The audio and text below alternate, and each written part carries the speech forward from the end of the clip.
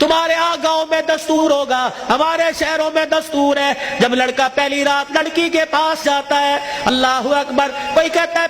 پہلی مرتبہ چہرہ دیکھے گا، منہ دکھائی میں کیا دے گا، کوئی کہتا انگوٹھی بنا رکھی ہے، کوئی کہتا میں نے لاکٹ بنا رکھا ہے، کوئی کہتا میں ہاتھ میں 5000 رکھوں گا۔ یا تو نظام الٹا ہے، معاملہ الٹا ہے۔ میرا نبی دولہا بن کے پہلی رات سیدہ خدیجہ الکبریٰ کے حجرے میں گئے، اللہ اکبر، میرے نبی اندر داخل ہوئے، سیدہ خدیجہ الکبریٰ نے قدموں کی آہٹ سے پہچان لیا، گھونگھٹ میں کہنے لگی سونے جہاں کھڑے ہو وہیں کھڑے رہیے، اپنے تکیے کے نیچے ہاتھ ڈالا، 40,000 درہم اٹھائے، حضور کے قدموں پہ لا کے رکھ کے رونے لگ گئی، کہنے لگی کملی والے اب گھر میں یہی کچھ بچا تھا جو آج میں نے تیری جوتیوں پہ قربان کر دیا ہے۔ یہ وہ خدیجہ الکبریٰ ہے جسے دنیا نے اسلام کی ملکہ کا نام دیا ہے۔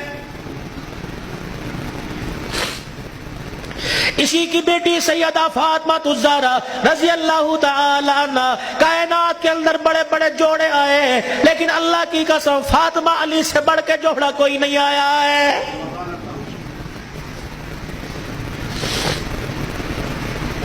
رحمت دو عالم صلی اللہ تعالی علیہ وسلم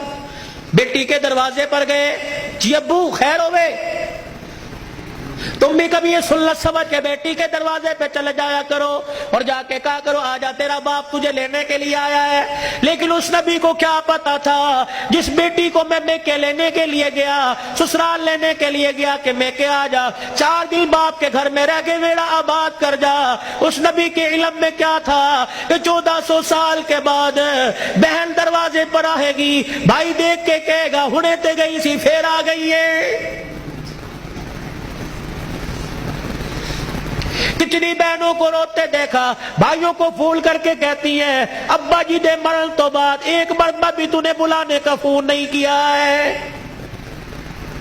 او لوگوں چھٹیوں میں بہن کو بلا لیا کرو، عید تہوار میں بہن کو بلا لیا کرو، رب ذوالجلال کی قسم ہے تمہارے گھر میں آ کے بہن کھائے گی، پروردگار عالم بہن کے کھانے کی برکت سے اللہ تیرے رزق میں اضافہ فرمائے گا۔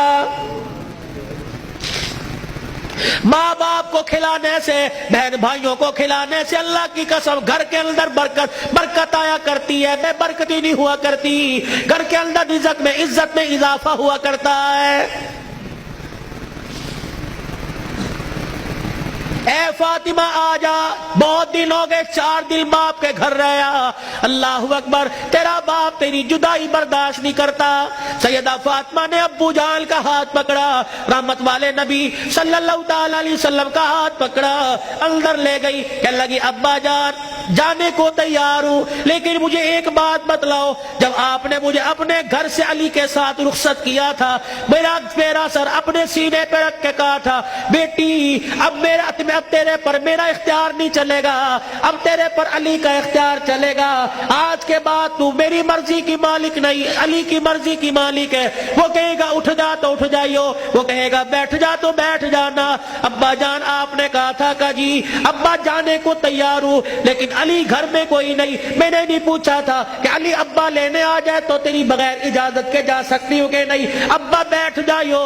اگر علی کہہ دیں گے چلی جا چلی جاؤں گی، اگر منع کر دیا تو میرے ابا جان آپ ناراض نہ ہونا۔ لاؤ ایسی زندگی۔